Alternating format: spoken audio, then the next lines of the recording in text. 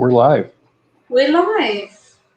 Hello, everybody. I think it's afternoon everywhere, Jeff. I'm not 100% sure, but I think it probably is.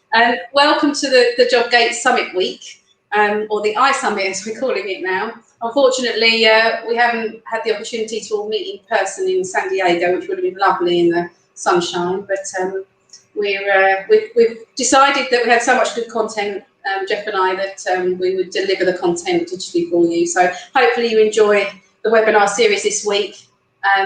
We've broken it down into bite-sized chunks so that you can break your day up a little bit, but not have to spend all day with us. But hopefully you'll enjoy the sessions. For those of you who don't know me, my name's Louise Grant, and I'm the CEO of Jobg8, and I'm joined today by Jeff Dicky Chasing.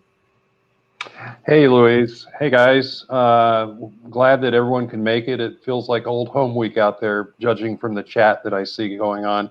I'm a consultant, call myself the job board doctor, and do work with job boards all around the world. And I've been working with Louise on this conference for a number of years now. We're very excited about the speakers that we've managed to convince to come and talk to you folks. Yeah, we are. We've got some great content. And so for those of you who don't know myself and Jobg8, I know we have a lot of people from all around the world online, actually.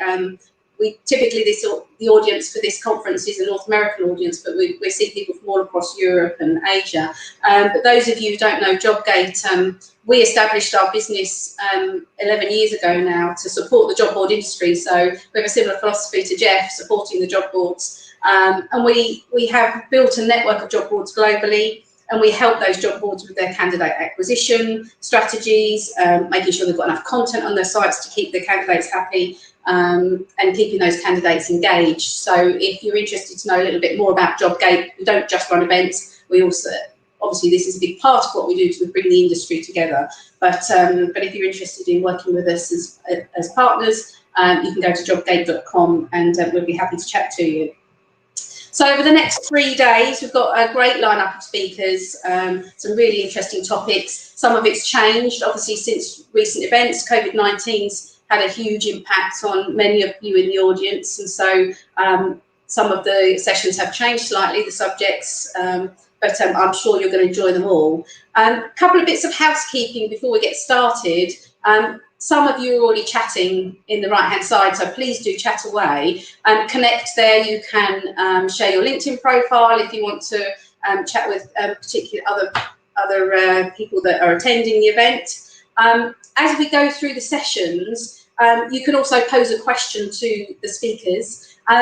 There is an actual ask a question button at the bottom. So if you look there, you can type in your question, and we'll try and get to as many questions as we can along the way if we have time. We're going to try and stay on time as best we can. We also may run some polls during the session. So what you might find is some of the speakers will ask a question and ask you to engage with their particular poll. Again, they'll come up at the bottom. Hopefully we won't have any technical issues, but with technology, sometimes these things happen. If you get kicked out of the session for any reason, try and go back to the link. If it's not working, watch your email. We will email you with a new link if there is if we need disaster recovery, but hopefully not. All right, okay, so big thank you to everybody for joining us. We've had a huge number of people registered for the webinars. A lot of you are already online now, which is great. We are recording the sessions, so you can also come back in and listen to them later. So if there's one you can't see later in the week, then obviously you can come watch the recording. We'll make sure they're published for everybody. We'll get them on the Jobg8 website and they'll be emailed to you. So a big thank you to everybody for getting involved. Sorry that I don't get to see you in person. I'm going to miss the opportunity to have a glass of wine with everybody, but hopefully we'll see you in San Diego next April, because that's when we've postponed the event too. Big thank you to our sponsors. We've been delighted by the support we've had from our sponsors. You guys come to the event every year. We have some very loyal sponsors, and they've continued to support us during the digital event as well. So just before we get started, I want to hand you over to Martin Lenz. Martin's from Jobg8, and he's one of the sponsors that we've had working with us for a number of years, and he's just going to share a couple of thoughts with you.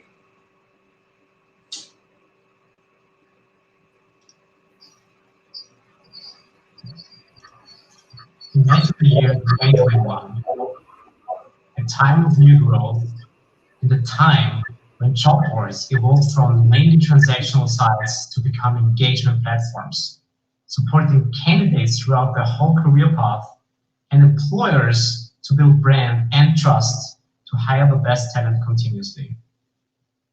Hi, my name is Martin Lenz. I am the CEO of Jobg8, a job board software vendor headquartered in Vienna, Austria, powering job boards and career sites in 12 countries globally. So Jobg8 provides the next generation job board software and AI-enabled magic technology, combining both the benefits of a scalable SaaS platform and the flexibility of a custom solution. When it comes to the COVID-19 pandemic, digital marketplaces such as online job boards are able to do this better than many. Why? Well, first, because they do not require any physical contact. And second, because amid the current chaos, employers and candidates are extremely grateful for the direction and guidance online job boards can provide. So now is the ideal opportunity for job boards to position themselves as reliable partners for employers and employees. By introducing new digital services and by transitioning from pure transactional sites to engagement platforms, online recruiters can create long-term customer and user loyalty. With Jobg8, businesses can reach a new level of quality and professionalism in online recruiting and can take advantage of this rapidly changing market. To learn how you can evolve your job board business, download our job board model playbook at jobg8.com/playbook. Stay safe, stay well, and enjoy the conference.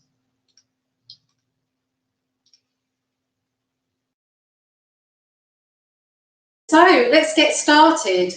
I'm delighted to have our first speaker with us today. John Nerthen's going to present for you.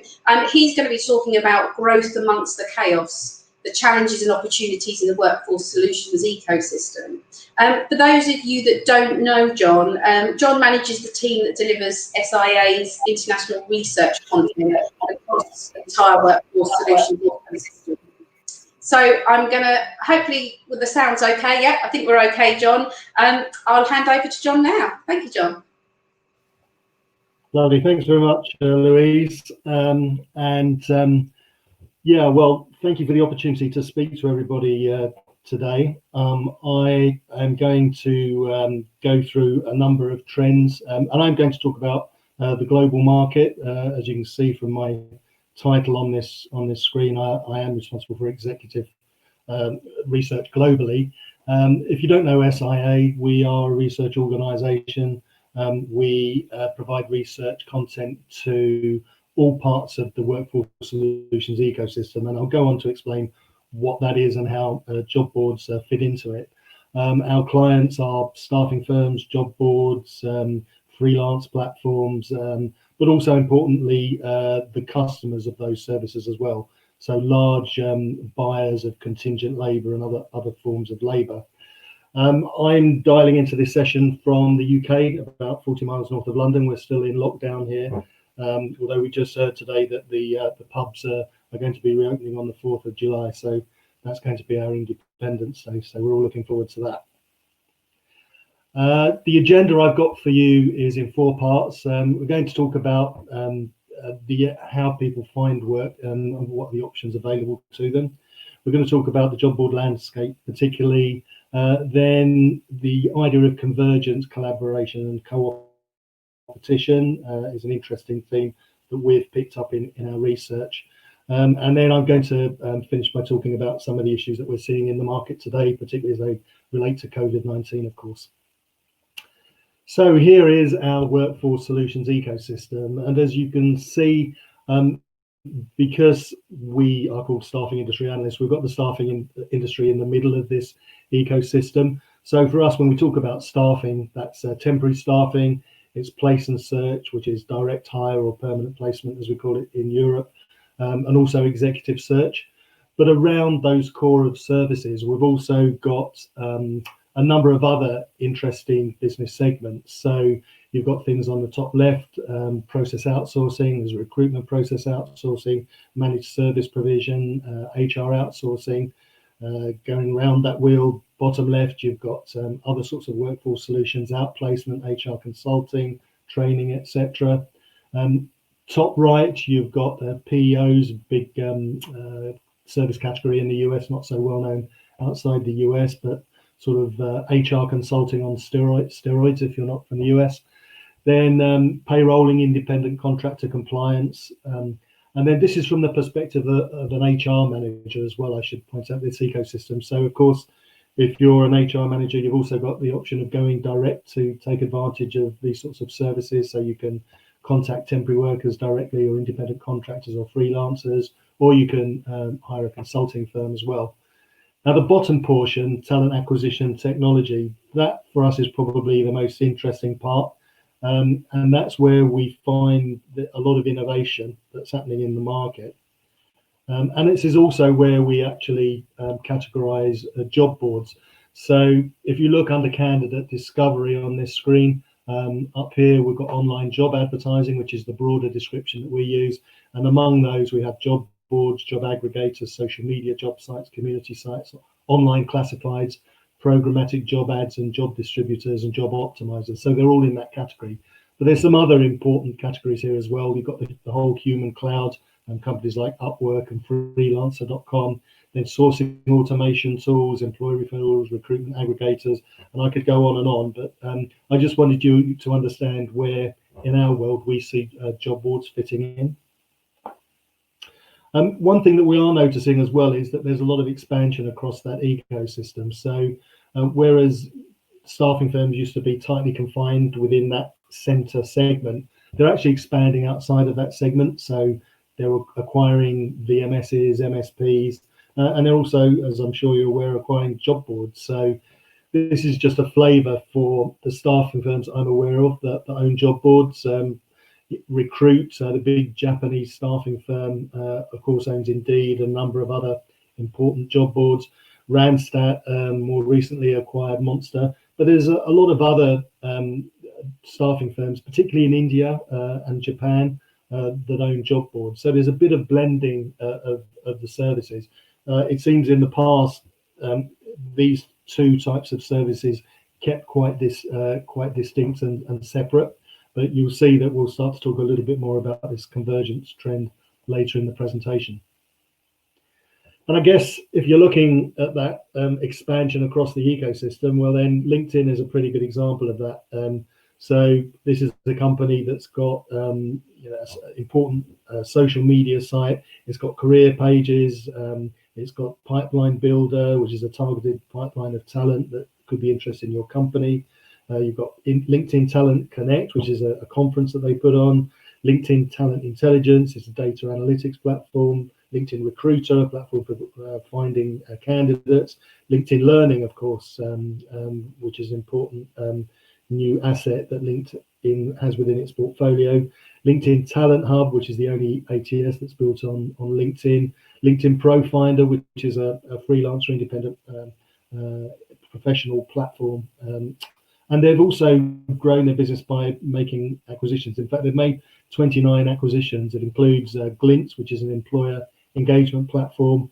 It includes Drawbridge, which is a digital identity management platform. And it includes a company such as Bright, which is an AI-enabled job platform. Of all the initiatives that they have, this has to be my favorite. So you'll only be familiar with this perhaps if you're based in the UK. So LinkedIn created the LinkedIn, which, as you can see, is a pub. In fact, it's a cross between a pub and a careers fair. So what they do is they get some large employers to sit in this pub, and they will get them to give careers advice to people who are booked to attend the session. And you can see they'll even draw your LinkedIn profile into the head of your glass of or half pint of Guinness by the looks of it. So that's quite innovative, and I find it interesting that one of the most important digital players is actually putting a presence on the high street. I don't know whether this will be something that LinkedIn takes any further. What they tell me is that it's just a small local initiative, so you may not see it in the country that you're particularly based in, but I thought it's just an interesting development. And this session is this part of the presentation is called "Someone to Do a Job," and I just wanted to highlight that these days, if you're an employer, there are plenty of different options for you to choose from as to where you might get a job done. So at the top, we've got staffing, companies like Manpower, Randstad, Deco, the top three. We've got just-in-time staffing next to that. These are sort of hybrids between online staffing platforms. So they provide freelance work, but they provide temporary agency workers. Under temporary agency work law, they will actually payroll the worker and pay tax and social charges. You can get work crowdsourced, you can get work offshored, you can get it outsourced. There's even some blockchain initiatives that are available these days. And of course, not forgetting our online job advertising space. But these days, it's not necessarily somebody to do a job. It could be something to do a job, because everybody's competing against robots and robotic process automation. You can get hardware to do a job, and you can get software to do a job as well. One of the reasons that I think we're starting to see people broaden their service offering across this ecosystem is because there is a trend towards total talent management. So to give you a description of that within our lexicon, this is a model of talent or workforce management that includes an organization's acquisition and management of all human talent in the broadest sense, including permanently hired workers and all types and sources of contingent workers. And this was a trend before the pandemic commenced. And you have to believe that, given what's happened in the labour market and within the broader economy, that companies are going to be even more obsessed about labour costs post-pandemic. So the idea that they've got these different sources where they might find people to do work, they've also got to try and work out what their ideal workforce mix is as well. And you can see the various sorts of worker, either employed talent or non-employed to the right. So a lot of choice, a lot of confusion in the market. And the reason that staffing firms are expanding across that ecosystem is because they're trying to broaden their services so that they can assist their clients across all these categories. And I guess that's why some of the larger job boards are doing that as well. So the next section will talk specifically more about the job board landscape. So just to refresh your memory, the way that job boards fit into our taxonomy, it's part of the workforce solutions ecosystem, which is part of talent acquisition technology, which is part of online job advertising. And then within online job advertising, as I mentioned before, you've got these social media sites, job aggregators, community sites, job boards in the middle, job post optimizers, programmatic job advertisers and distributors, and of course I want to give a special mention that Jobg8's in that particular category. I realize, of course, that the companies don't necessarily fit so neatly into these categories. There are a number that overlap. There are a number of job boards that own programmatic job advertising platforms as well. I wanted to give a little shout out to online classifieds, because it seems to be it's a part of the market that does get overlooked a bit. And it's an unusual part of the market. You're probably familiar with Craigslist in the UK, but there are some other important brands such as Marktplaats in the Netherlands, Quicker in India, OLX and Trovo are other international brands. And of course, on a classified site, you can find jobs, you can probably find a car, and you can find a house, or you can find other services as well. And Craigslist has to be one of the bizarrest business models, because Craig Newmark, who owns that business, has almost a total disinterested in wealth, and the way that he set up Craigslist sort of meets that objective quite nicely. So it's a platform that is virtually feature free. It scorns advertising, refuses investment, ignores design, and does not innovate. And ordinarily, a company that showed such disdain for the normal rules of business would be vulnerable to competition. But in fact, the ambience of neglect is what makes Craigslist quite a successful forward when it comes to finding jobs and other things. So although people may turn their nose up at Craigslist, I don't think it should be overlooked as an important part of this market. We do an annual report on online job advertising, and our most recent one, which was published last month, measured the market in 2019. What we thought was that the market was about $26 billion in size.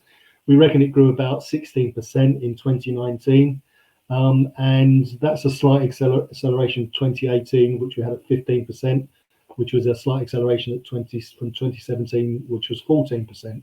So we reckon the market's been growing quite strongly. But if you look into it with a bit more detail, you can see what's really been happening is that the two market leaders, LinkedIn and Indeed, and its partner websites that are owned by Recruit, have actually been extending their market dominance. So those two job boards each grew by about 25% over the prior year, whereas the rest of the market grew by an average of about 5%. Having said that, there was only 6 companies on our top list, top 50 list of job boards that experienced revenue declines in 2019. So we believe that the top 50 firms control about 83% of the market, but there is actually a very long tail of smaller providers. Our estimate is about 40,000 in total. If you look at LinkedIn and Recruit, and on the pie chart on your right, you can see that's almost 50% of the entire market. The other important job boards are listed here, and I'll show you a little bit more detail about those particular job boards on this next slide. So here you can see the annual revenue.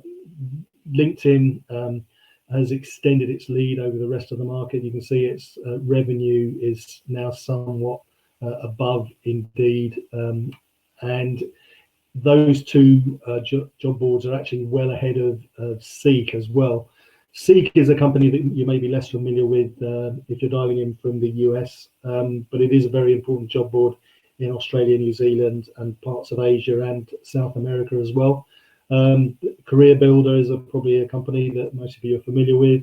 We've got the Axel Springer Group, which owns a number of important job boards in Europe, South Africa, Israel, and China.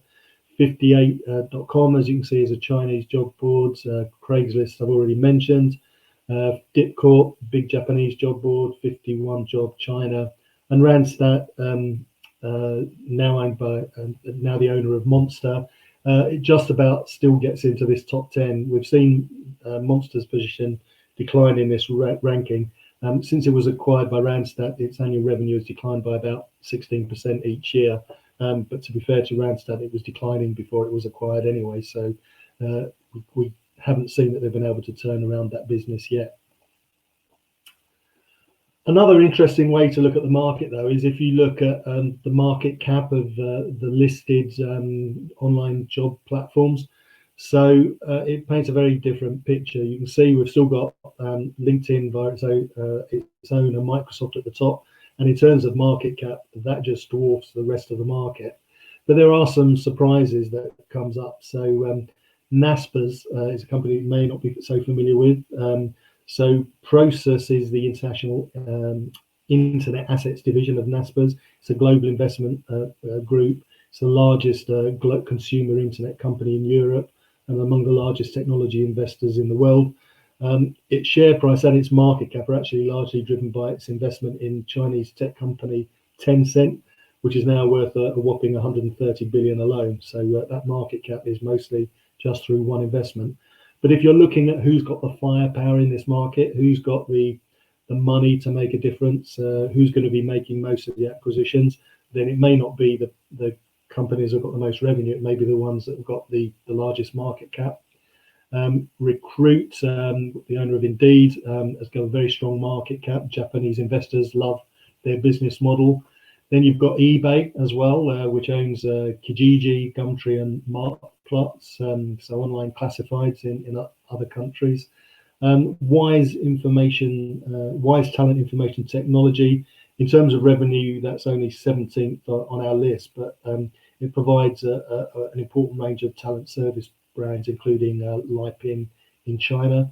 Then we've got Monster via its ownership of Randstad. the Axel Springer Media Group, which, as you can see, owns a number of different job boards, Seek, the Australian job boards, and on and on. Hopefully what that's giving you a flavour for is that this is a global landscape, and that there are actually some very important businesses that operate outside the US. And if you look at some of the brands here, these brands dominate these local markets. So in China, Xiaopin is the dominant job board. MyMy is a dominant social media platform, which has got more visibility than LinkedIn, I'm led to believe. Xing is the dominant social media platform in Germany. Then you've got leading job boards in India, InfoEdge, Poland, Pracuj, you've got Job Korea, Navent, which is large in Argentina and other parts of Latin America. Denmark's dominated by Job Index, and Headhunter has a very strong position in Russia. So although there are some important global brands, these important global brands don't necessarily have a dominant market share in local markets. What's growing the industry? Well, what was growing it up until fairly recently was continued economic expansion. There was candidate scarcity in lots of categories. I think job boards have benefited from increased mobile phone access in many parts of the world. More differentiated job search products, advances in AI and other technologies have meant that job boards have been able to improve their services significantly over the last few years. More candidate traffic driven by the Google for Jobs API. ZipRecruiter provided a rather warm testimonial on the effectiveness of Google for Jobs. After its launch, apparently Google organic traffic to ZipRecruiter job pages converted at a rate 3 times higher than organic traffic from other search engines, and ZipRecruiter saw a 35% in monthly organic non-branded traffic. Not everybody is happy, it's fair to say. Job aggregators such as Indeed are not allowing Google for Jobs to feature its jobs as they perceive them as a bit more of a rival. And in fact, 23 European jobs have written to the EU's Competition Commissioner to ask Google to withdraw Google for Jobs, including significant job boards from the UK, Germany and Denmark, who claim that their jobs are being pushed down in the search results. So that case is actually ongoing. It'd be interesting to see how that pans out. Then other important market trends, we've got commoditization of basic job board services and margins being squeezed. So job boards having to be a lot more creative in the way that they're doing businesses and the services they're offering. We have seen a number of media companies exiting the space. I think if we went back about 10 years, we've probably seen a lot more media companies. Axel Springer is one of the few that's still got a dominant position. There are a few others, but mostly media companies are not that visible in this market anymore. An unfortunate trend is we've had a number of data breaches. ZipRecruiter, the Ladders and Stack Overflow have all suffered from data breaches within the last 18 months. And the convergence trend as well is an important trend that, as I said, I'm going to feature that as a whole section of this presentation a bit later. And M&A, I didn't want to forget that. There were 22 acquisitions in 2019. There's only been 8 so far in 2020, and they are listed on the table on the right. There are a number of themes that you can see. Excuse me. You've got a number of themes that you can see. Programmatic job advertising. There was a frenzy of acquisitions. There was 4 in July 2019 alone, and it does call into question whether programmatic job advertising has got a future as an independent entity. They do mostly seem to be snapped up by job boards now. Then education training. A lot of job boards investing in education or training platforms, investing in ways to enhance their technology, investing to expand internationally, add new sectors. A number investing in graduate recruitment platforms, and a number investing in complementary online staffing, so providing freelance workers as well. Certainly another important trend is job boards looking to seek some sort of technology advantage. What we see is investments in algorithms, particularly those assisted by AI and machine learning to help matching, development of mobile apps, video functionality, improvements to data analytics, provision in some instances of augmented reality, better integration with other products, gamification, and migration to cloud services architecture. Although I guess you've got that in common with the rest of the world because everybody's migrating to cloud service architecture. I'm not sure that necessarily gives you any real competitive advantage. I'm showing this slide from Seek's 2019 annual report, and I thought it was quite interesting because I think it's fair to say that old school job boards have struggled against newer, more innovative competitors, but Seek is actually an exception. It's a company that's continued to grow quite strongly, and so I thought it was interesting to see how they'd actually done that. And you can see that what they've done is they gained a strong position in the local market. They dominated the Australian market. They controlled pricing in the Australian market. So they established a very strong brand locally. Then they saw some international opportunities. They made the right sorts of acquisitions, establishing strong market positions in China and other parts of Asia. Then they began to invest in AI to improve their products and processes. And then they started to broaden their product portfolio to encompass much broader human capital management services. And if you compare Seek to some of the other old school job boards, where I think some may have gone wrong is at steps 3 and 4 in that process. To remain competitive, you've had to innovate and you've had to invest in your business. And where some of the older job boards have started to fail, it's probably because they didn't fulfill those steps 3 and 4 as effectively as Seek managed to do. Yeah, I wanted to just flick through some other interesting job board brands, or brands that I thought were quite interesting as well. So this is one, Jobg8. It's a job aggregator model, of course typified by Indeed, but the Indeed model has not run its course yet. There is still room for SEO savvy, mobile friendly firms to take on older incumbents. So this is a Ukrainian firm. It's 20th in our ranking of the world's largest online job advertising businesses, and is actually growing very, very quickly. And then while LinkedIn is the dominant social media platform in this space, it also faces competition from new entrants. So Jobg8 is described as a LinkedIn for people without college degrees, or maybe LinkedIn for people who don't use LinkedIn. It's the blue collar LinkedIn. It's attracted considerable investor interest. It's raised $118.5 million in equity since February 2018. It was founded in 2015. It's now got 100 million registered users. A number of niche job boards, not relating specifically to the skills of the worker, but to some other characteristic of the worker. So, for example, platforms designed to support mothers returning to work after taking a career break, such as Mum Relaunch and the Mom Project. So I know Reena Gupta is going to be speaking after my session, so I'm sure she'll tell you a lot more about Mom Relaunch. But other categories here would be graduate job boards, also job boards that cater for older and semi-retired workers, such as whatsnext.com, retiredbrains.com, and retirementjobs.com, and also job boards for people with disabilities, such as abilityjobs.com. I thought this was an interesting model. This is Vahan, which uses WhatsApp. It's based in India, where there are 400 million users of WhatsApp. So it uses WhatsApp to promote jobs, engage job seekers, guide them through a series of qualifying questions to determine which job seekers should get an interview. Following them in India is Google. So if you didn't think Google was playing in this space, well, they absolutely are. They rather quietly launched Cormo in October 2019. It was a part of Google's incubator program. At the moment, it's currently only available in Bangladesh, Indonesia, and India, but is actively expanding into a number of new markets. So very interesting that a very important brand with very deep pockets has started to take part in this particular market as well. Yeah, in 2017, Facebook launched job posting functionality for employers and staffing firms.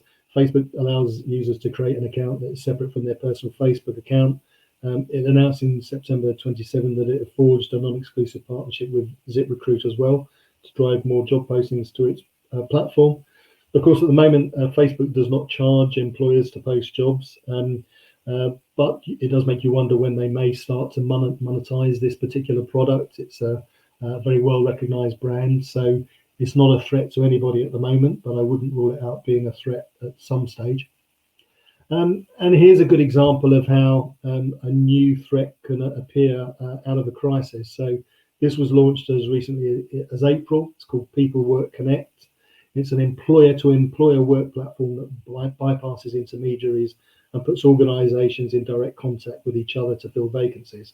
So People Work Connect is available to organisations that either have jobs to fill or available workers to place. It's global. It's open to all industries. It was launched in partnership with Lincoln Financial Group, ServiceNow and Verizon. When it was launched, we were told that 250 companies were expected to onboard the week following the launch.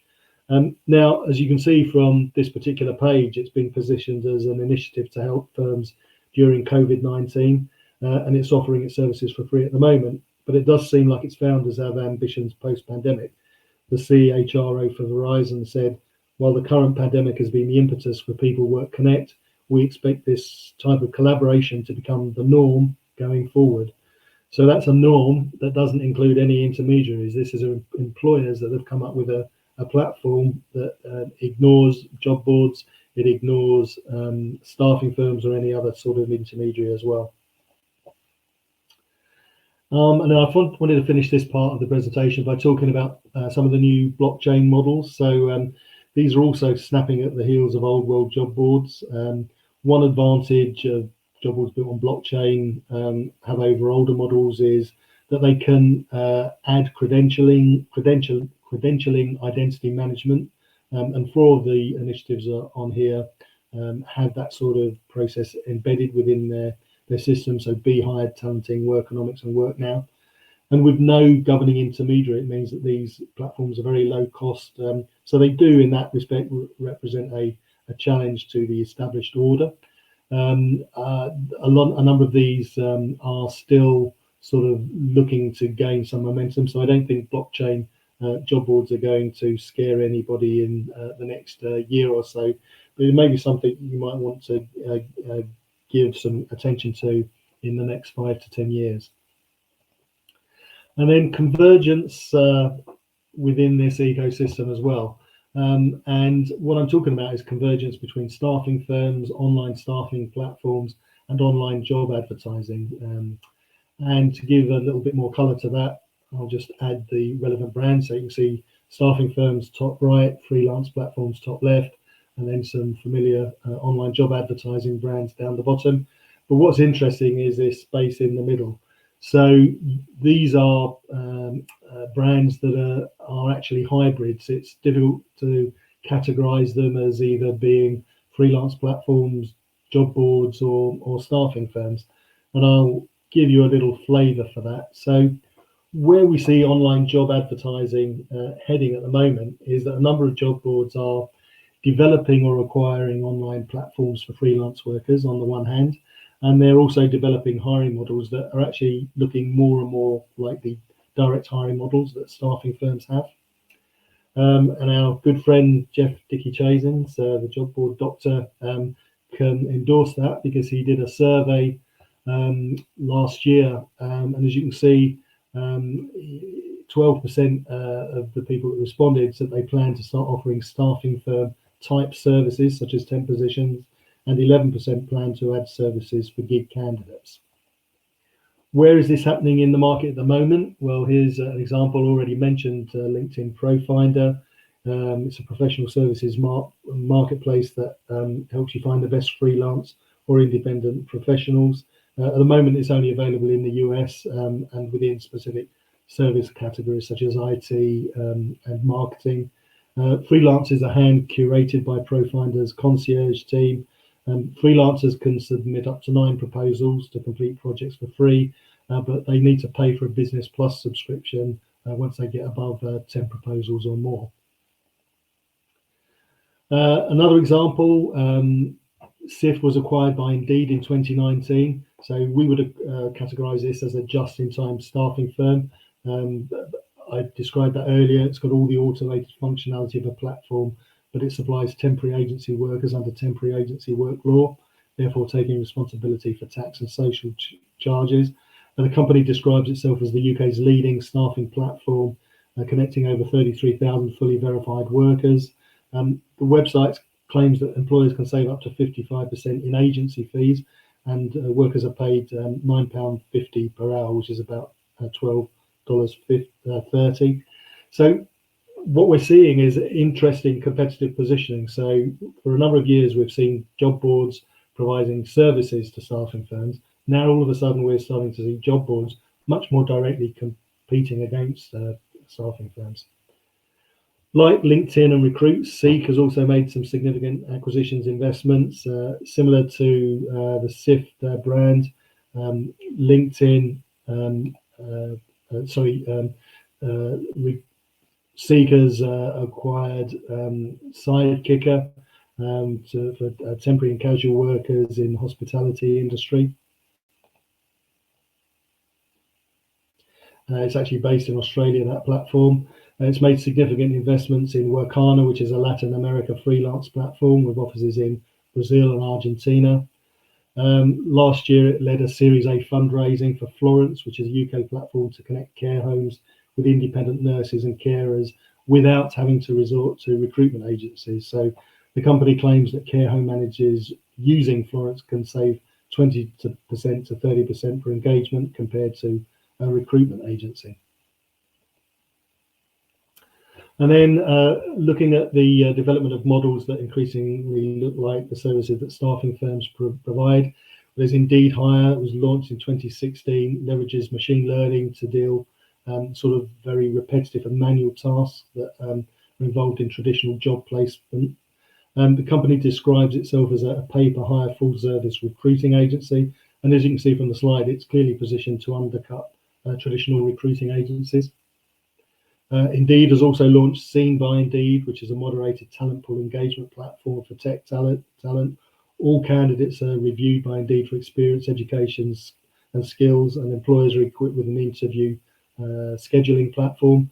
Employers can purchase an annual standard or a pro license priced at $5,000 and $10,000 respectively, and the license you buy will depend on the number of hires you plan to make. So again, the business model seems to be a bit of a hybrid between the direct hire services that a staffing firm would provide and those of a job board. Another variation on the traditional job board model is Hired, which is a curated marketplace for tech talent. The job candidates are pre-vetted and have transparency into salary offers, competing opportunities, and job details. The company's got a radically different revenue model. However, employers make offers to hire talent, and Hired charges a percentage of the annual salary, just like a staffing firm would. And interestingly, they also pay part of the placement. They share part of the placement fee with the candidate in the form of a signing on bonus. Direct Shifts is a platform for healthcare job seekers, which avoids recruiters and staffing agencies, provides full-time hire, locum tenens, and freelance workers. In many ways, the company sounds like a job boards, but it has a few twists. They provide online credentialing, free licensing and insurance, tax filing, travel reimbursement. So again, much more like the sort of in-depth services you'd expect a staffing firm to provide. So that's just a quick flavour of all the different types of new models we're seeing as part of this convergence trend. It's not one-way traffic, however, because the staffing firms themselves have been increasingly automating their services. And so we do a survey every year of staffing firms globally. This is actually the European results. We have similar results in the US as well. And what you can see is that a number of the services that staffing firms used to offer by way of their consultants, we'd have to call somebody up to get something done, is increasingly being done in an automated fashion. And what we're expecting to happen over a period of time, of course, is that some of these services are going to slip further up this scale. They're going to be more and more automated. And you can see exactly the same happening with the functions that staffing firms allow their customers to do, the buyers of staffing services. Perhaps not as many automated services they allow candidates to do. It seems like they still want to keep a very close contact to their customers more so than their candidates. But again, staffing firms are beginning to automate their services, which in turn makes them look a little bit more like job boards, I would suggest. If you want a good example of that, well, I can think of no better one than RH Direct. I'm sure you're all familiar with Robert Half. RH Direct only operates in the US at the moment. Robert Half is a very successful business. It's also quite a conservative business as well. It's not normally found at the cutting edge of recruitment. So when a company like Robert Half is providing this sort of do-it-yourself recruitment service, a fully automated service, it does seem like the industry is at a sort of an important stage where many staffing firms are going to have to consider revising their business model to provide these sorts of automated services as well. So job boards and staffing firms have always competed for wallet share when a client needed a job to fill. However, at the same time, they've been very effective partners, and certainly staffing firms continue to be crucial sources of, job boards tend to be crucial sources of candidates for staffing companies. But we're now starting to see a more obvious overlap in the business models and portfolios of the two, which does actually bring into question whether this 20-year mutually beneficial relationship will continue, especially as I believe job boards will be tempted to take this further. And why wouldn't they, given advances in technology, the ability to harness big data? Job boards are actually able to offer increasingly sophisticated services. So I can't see why they would be putting a brake on innovation, even if it does turn out to upset one of their core customer groups. And then on to the final section of the presentation. I'm going to talk about the pandemic. And I'm going to start by taking you all the way back to January 2020, which of course was a lifetime ago. And the World Economic Forum published this particular report, which looked at risk. And it looked at risk as what was going to be the most likely risk along the x-axis at the bottom, then the y-axis to the side, where is the biggest impact going to be? And of course, where the biggest risks are those on the top right-hand corner. Interestingly, when you break it down, it does seem as if the World Economic Forum believes that the biggest risks are mostly environmental related. It's climate action failure, it's extreme weather conditions. But there are a lot of risks that we all need to worry about. If you've not spotted it already, when they published this report in January, they had infectious diseases here. So they certainly got it right that it would have a big impact, although, of course, it's amusing now to think that they didn't think the likelihood was particularly high. Although, to be fair to them, perhaps they got that right, because this is a once-in-a-lifetime event. The last time we saw a global pandemic of this nature was 100 years ago. So perhaps this is an unlikely event, and we're just unfortunate to be living through it at the moment. But I think it's important for any business, if you're thinking about disaster recovery, business process continuity after this crisis, and I guess all of you are thinking how you might have improved what you did last time. It's not just necessarily infectious diseases to worry about. There's a whole bunch of other things that you can have sleepless nights about as well. So how did the crisis pan out within job board sector? Well, obviously we started to see the impact first in China. 51Job announced that its Q1 revenues were down 10.8%. Seek announced that Xiaopin, its big Chinese job board revenues were down 60%, lower than expected. By March, Seek's billings were down 60% outside of China as well. Advinta traffic was down 40% to 50%. Job Index, the Danish job board revenue dropped by half to pre-crisis level. Recruit's non-Japanese job boards declined by 35% in April. Then we started to hear about impacts among US job boards. ZipRecruiter's job postings fell by 40%. Indeed's job postings were down significantly by 34% as well compared to the prior year. This week, Seek announced that it is observing weekly billing declines that are actually now in the region of 40% to 50% across Australia, New Zealand and Asia. But it is saying that its Chinese billings are now running only 10% lower than last year. So a clear recovery in the Chinese market.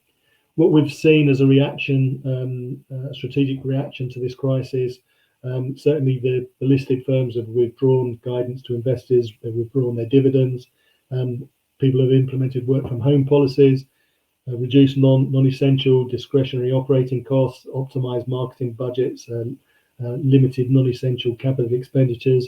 Some unfortunately have laid off staff. ZipRecruiter laid off nearly 40% of its staff, 492 employees, and Glassdoor laid off 30% of its staff, 300 people. Not everybody has been putting out negative news. I thought it was interesting that Dice said that their business model provided some prediction that it had 2/3 of its revenues already booked in for fiscal 2020. So I guess if your business model allows your clients to book their business with you for such a long period in advance, you're going to be protected. Also, of course, any job boards that are operating in sectors that are less prone to job losses will be suffering less. That is healthcare to a large extent, and it's also IT, where a lot of roles can still be done remotely. Another interesting response that we've seen is that there's been a lot of free stuff given away. So job boards are responding to this pandemic by helping their customers. They've been giving free ATS services, free job ads, free video interviewing, free marketing automation, a number of free services, which is very nice of them to do, of course. If you look at what's happened to the share price performance of the listed job boards since the 6th of January up until the 18th of June, you can see that there has been a rather dramatic decline. It has to be said, however, that the biggest dips were in mid-April. So what you're looking at is a partial recovery for these share prices. There was an average drop across the listed job boards, so 12% down. The only ones that came out a little bit ahead are InfoEdge in India, Headhunter in Russia, and 104 Corporation, important job board in Taiwan. We do a lot of forecasting, and we had to give some serious thought to how we gave forecasts for where we thought markets would grow in the future. And what we came up with were three different recovery patterns: the V, the U, and the W. The V is where the outbreak is brought under control within a couple of months, and the economy returns to normalcy pretty quickly. The U is obviously where the lockdown is in effect for maybe 3 months, at which time the pandemic becomes controlled, and the economy gradually recovers. The W is the scenario that nobody wants. That's where we have the lockdown for much longer, for 2020, but where we come out for a little while and then we find in the winter that the virus hasn't gone away and business starts to struggle again. So if you look at what's happened subsequently since we did our forecast, you can see that it's actually a bit patchy. It's not a consistent picture globally. It does look like countries such as China, South Korea, Taiwan, New Zealand, Singapore are managing that V recovery. Jury's still out about the US and Western Europe. We may still get a V, but it's looking a little bit more like a U, I would say. But whether or not you think you're getting a V or a U, nobody can really rule out a W unless our clever scientists come up with something to abate the disease, come up with a vaccine. I wanted to introduce a word to you. Maybe this is a word that some of you know, but hysteresis is quite useful in terms of thinking about the impact of this crisis. So if you learn nothing else from this presentation, at least maybe you can say you learned a new word.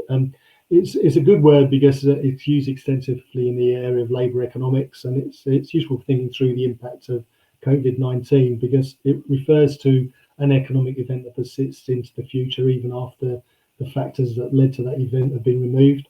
So an example would be unemployment rate that continues even after the economy has begun recovering.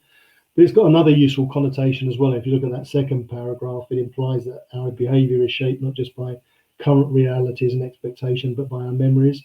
And a classic example of that is that people brought up during the Great Depression of the 1930s became much more risk averse than the generations that both preceded and followed them. And you've got to believe that the impact that we've seen because of this crisis is so dramatic that there's got to be a hysteresis effect coming from it. And that impact is not just going to be in the short term. It may not just mean that unemployment hangs around for longer than we want. It may be important structural changes to industry, industries that we didn't expect to grow, growing much faster, industries that we thought were safe, all of a sudden declining.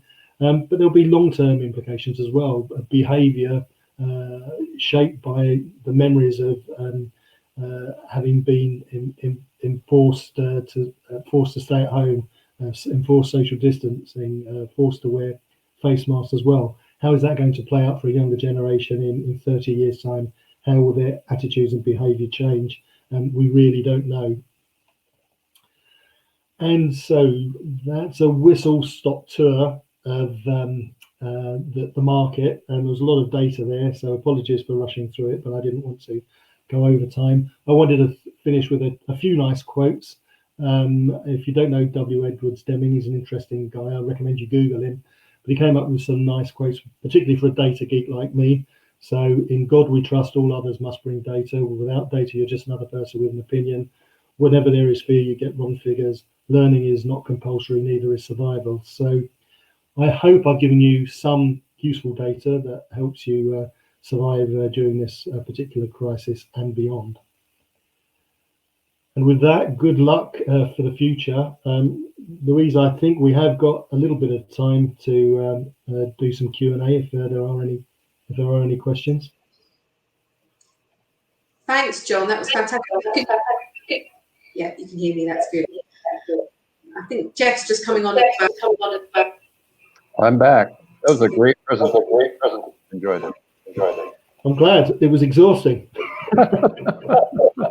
I'm going to pause for breath and have a drink.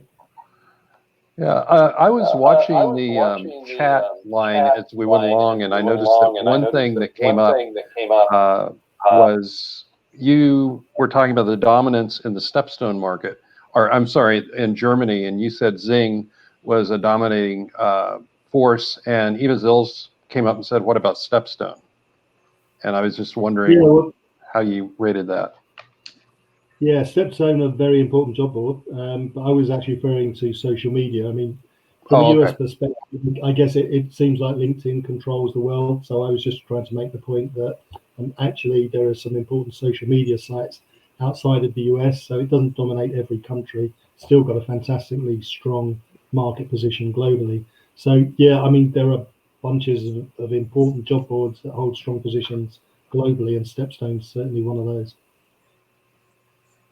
Good.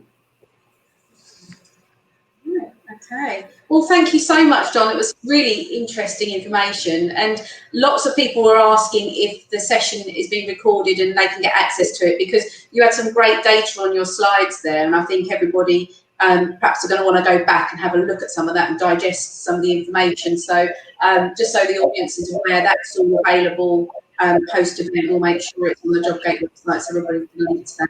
And maybe we'll get you back on another time, John, for a bit more of a Q&A, I think, so that we can kind of pick your brains a little bit more.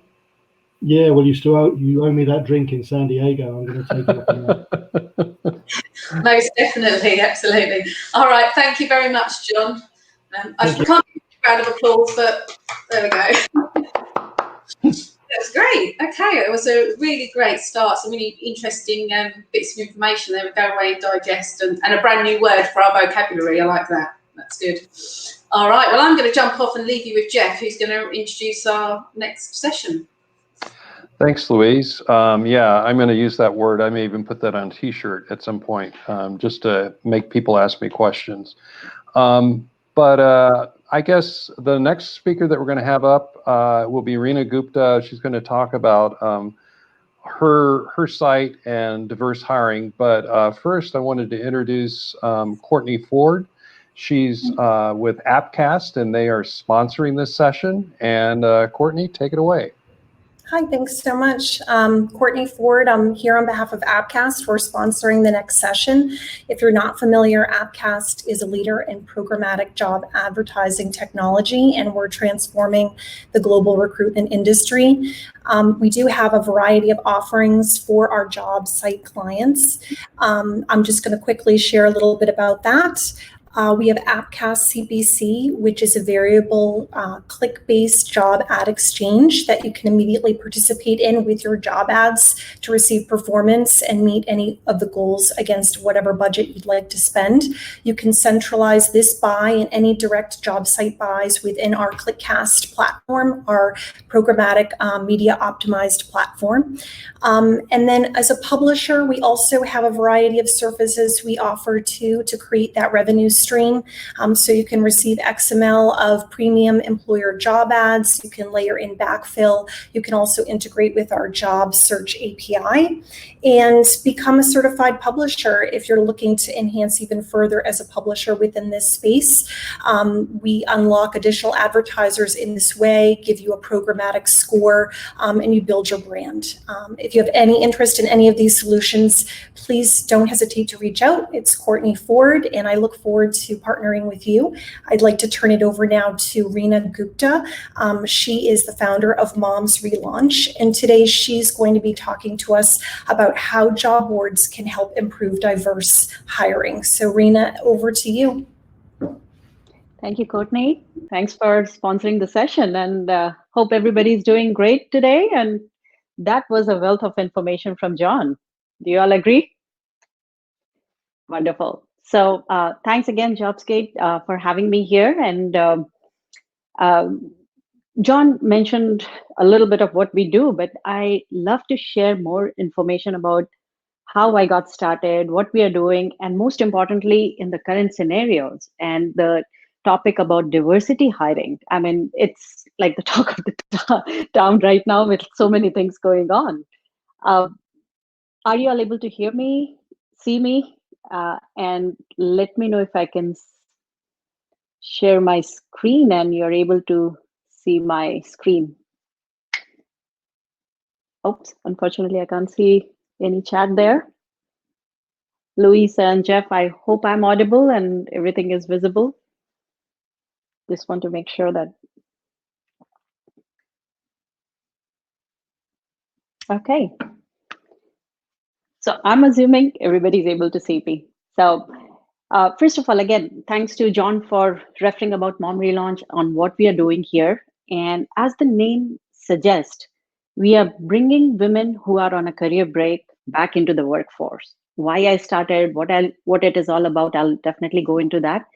However, due to the current scenario, we have actually expanded our services to everybody. Now, why we are doing it is because I feel that we are all in the same boat. People are getting laid off, people are getting furloughed, people are struggling to meet their financial needs. So it doesn't feel right, especially to me, to know and just work with one part of the workforce and not be able to serve others. So we have, since April, we have opened our program to everyone. In our presentation, I'll talk about how we take somebody in their, we call it as their career crossroad for whatever reason. As I said, that could be laid off, furloughed, career break, their tribe is expanding, they're expecting a kid. Everything has an implication on their career. And we are here to take a person on their crossroad back into the mainstream workforce. So that's what Mom Relaunch is about. Started with only serving moms, but now it's open to everyone else.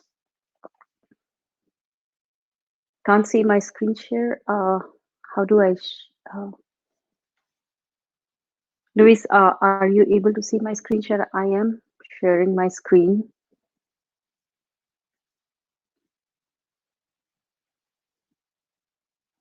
So let me share that one more time. Does it work?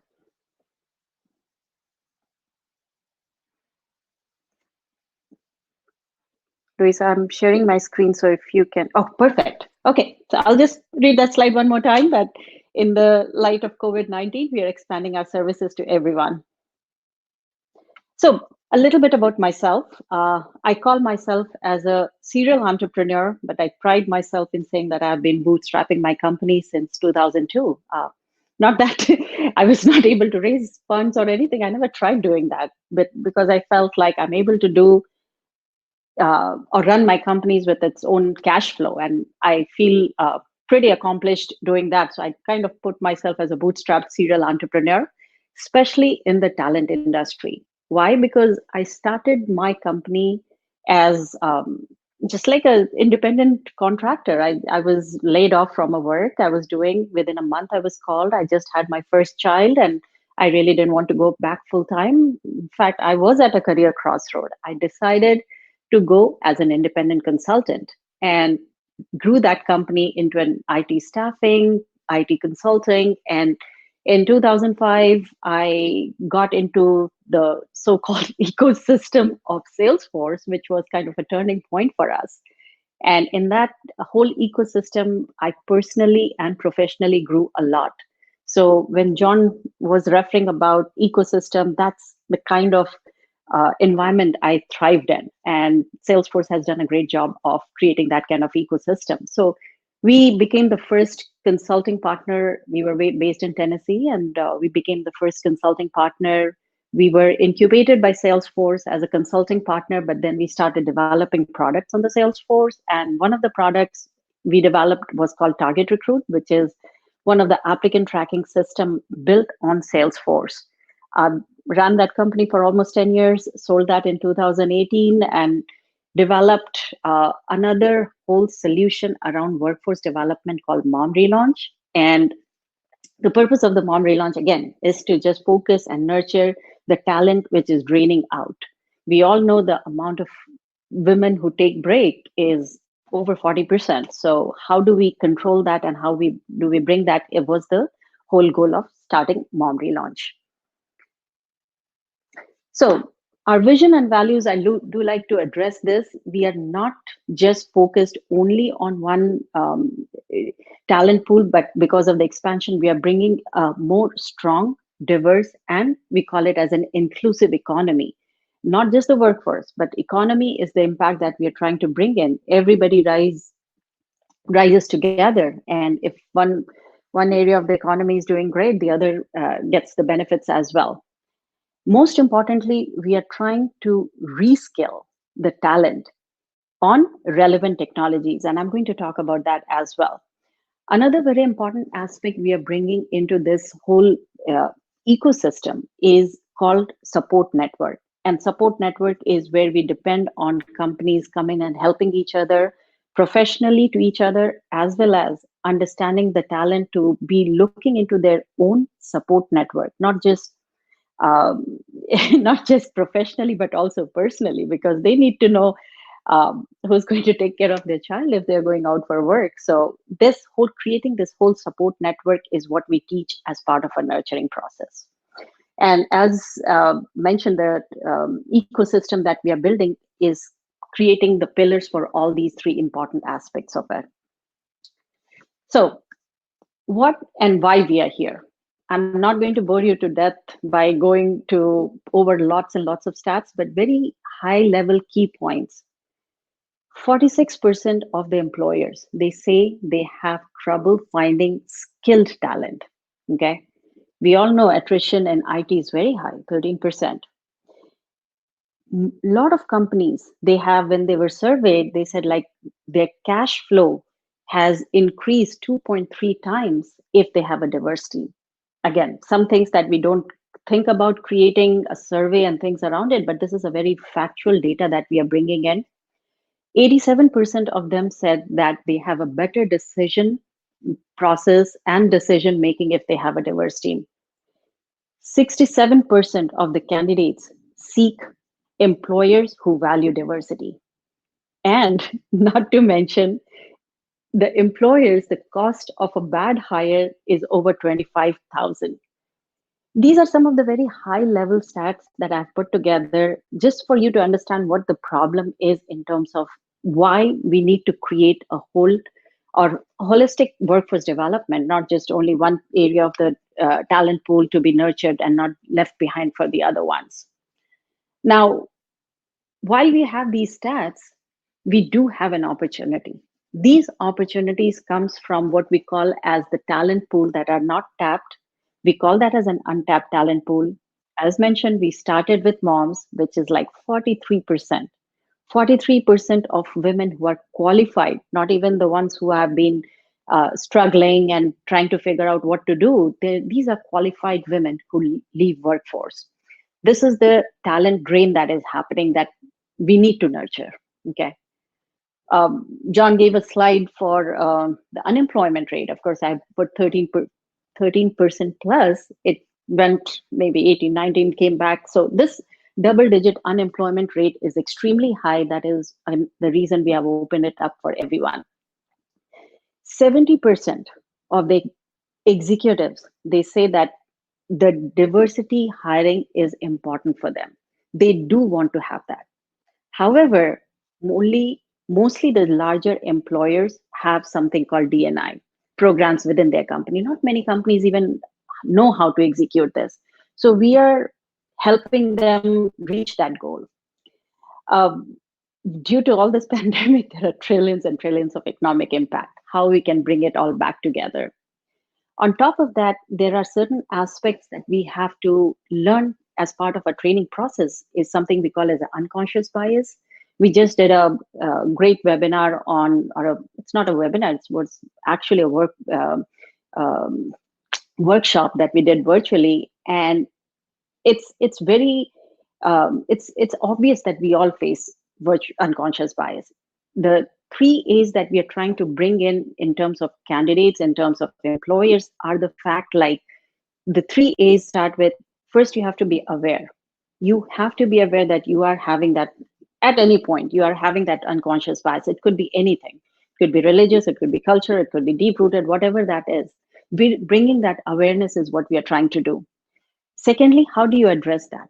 Now that you are aware, how do you even address that? Do you acknowledge, you address, you do that?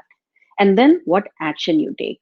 So we have our program, we curate all these data together and the programs and bring the holistic upbringing and nurturing of the talent along with the employers. So I did mention that we do reskill people in our program, and why we feel that this reskilling is different and important as compared to any other training programs that is available currently is because of our structured process.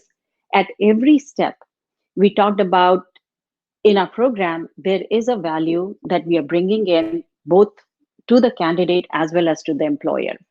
So the first step that we bring into the program, it starts with somebody knowing who they are. They are at their career crossroad. Let them have their career assessment. It's not very technical assessment. It's more about knowing who they are, how they are here, what they want to do. It's more like a overall understanding of the person. So when they go through this process, they may be thinking at this level, but they realize maybe that's not what they want to do. They do need a little bit of mentorship. They do need a little bit of direction. They do need a little bit of hand-holding. They do need a little bit of direction, showing them the path and the direction. And that's what happens in the career assessment. John mentioned about the LinkedIn, where they are talking about the career advice. It's kind of a virtual way of what we do here in the career assessment. We bring in industry experts, we bring in peer mentors, we talk a lot about what they can do from there. Once we have decided what the career path and action is for the person, we take them through a personalized training plan. That training plan gives them hands-on training through our training partners. We have tons and tons of training partners that we work with, and they make that person go on that career path. That goes through the process of probably 2-3 months to get them to a point of certification and all. But the most important part that we do in our program is we call as the launch pad. Now, if you think about it, there's no lack of training programs. There's no lack of education. There's no lack of universities. But what is really lacking in making a person relevant from training to getting hired is the step called experience. And that experience is what we give in our Launchpad program. So our Launchpad, we give hands-on experience for people to get the project. And I'm going to talk a little bit more in detail about that, because that's what the value proposition we are bringing in a lot to the program here. And then at the end, we literally become the job and project placement company. So that whole process of nurturing and bringing together takes step-by-step process. And we have pre-curated this program in this program here. So quickly about what we do in our Launchpad. It is a hands-on experience. This hands-on experience help person do, like literally it's a simulated environment. It could be for our internal projects. It could be a client projects. Clients can pay us or do it pro bono. However they want to get the job done is how we bring in the Launchpad here. It's a win-win situation for both the clients as well as the candidate, because candidates get the experience. Employers, if they have something that they like to do it, maybe it was on their back burner, something they just want to get done, they don't have time, attention, they can just give it to us, and we will be able to curate that as a project, create that as a simulation, and bring that to the candidate for an experience. We teach them soft skills, whether it is communication, whether it is virtual working team, whether how to fill up the timesheet, whether they want to know how to reach out to the peer mentors, or they want to reach out to the advisors. Everything, it becomes like a simulated work environment that when they go for the real job, it's not something that they feel like they're coming out of the training and certification and here's the real work environment. We fill that gap before they go into the real world. We train people in multiple different areas, as you mentioned, as you see there, from business analysts to project managers and customer success managers, everything happens here. So one of the things that I would like to bring here is a concept called, we all like to try something before we buy, right? So we are bringing in that concept of hiring because you don't want to spend $25,000 and figure out that, oh, that was not the right hire. How do you address that? Especially during this time when everybody is so budget conscious, how can we address that? And we are talking about this Launchpad as like, you can try our candidates. You don't even have to hire. Let them do a little small project for you. Would you like the work environment? Do you like their work ethics? Do everything that you can try before you can hire them. And that's one of the biggest value proposition that I would love to explore with all the job board members here. Some of the success stories that I would like to bring in with our partnership with Career Circle and Udacity, some of the numbers, it's small number, but yet a good success, because another data I would like to just throw in is like none of our candidates who have been hired has been let go of. So that's, I would say that's really amazing how we are nurturing them. Now, I am going to just making sure that we leave about 10 minutes for Q&A. So one of the questions is, how can we work together with the job boards? And we call all of you to be our ally. Talent Alliance is one of the terms, like hysteresis is one of the terms that John is coming up. Talent Alliance is what we are trying to talk about and create that term to get the help and create that ecosystem. Okay, so how can the job boards help us by probably giving us some visibility on your job board, maybe creating some kind of a search parameters that people who don't have experience of 3 years, they are still working on it, but they somehow show up on the search results. How? Maybe something to be added in the criteria is like, are you willing to try new people? Are you willing to try to see some of the things that is really important or pushes the resumes out of the hiring manager's hand is they don't have the experience. And when they don't have the experience, they are not considered for the job. So how can we make the search criteria a bit more engaging and a bit more creative there? Is it possible to get a website section on your website? It's like, this is the list of reskilled talent that is coming back. Would you like to consider? So anything that we can do together to bring a little bit more visibility can be a great way to be our ally. How can we go and get some commitment from the employers? And I'll give you an example of the Salesforce ecosystem. They are doing amazing things in that. They are helping bringing the employers, what can we do to get similar type of commitments from the employers to be able to give this chance, or we call it the second chance, or to the talent pool that we are mentoring. Some of the pro bono projects that we asked for for the Launchpad, is it something that you can work with us, getting the work maybe for yourself or for your clients. Some of the things that we do really well is the remote and flexible jobs. Can we do some data sharing? We are getting too much into the education of diversity and training, as I said, about the unconscious bias. Is there something we can partner together to bring that education to your employers and let them show this talent pool there? So I am going to put a stop here. I know I've been talking a little bit. I was told to give about 10 minutes for Q&A.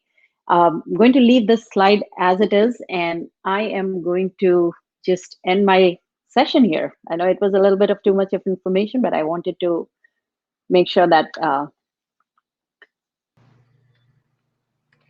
Hey, Rena, I magically reappeared. Yay! I thought it was great. I thought it was very, very well done and pretty interesting. And we did have a few questions pop up. And folks, if you have additional questions, just hit the Ask a Question button. One of the things that I saw, I think Stephen Rothberg made this point, is he was asking about what was the specific reason that drove, well, he was saying, you know, if you were doing well financially before the expansion of your audience, was it a good idea to expand your audience and to be less of a niche player? Or did it make more sense for what you did?